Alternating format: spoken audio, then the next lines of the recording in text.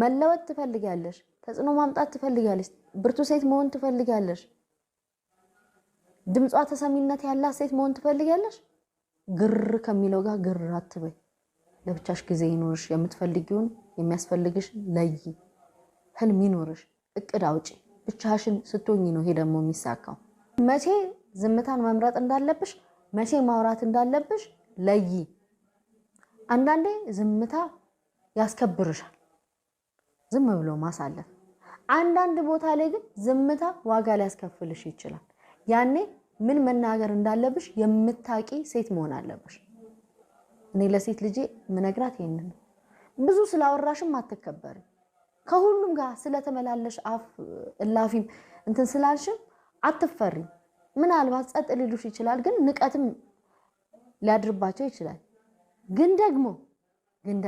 ክሪቲካል በሆነ ሞመንት ራሽ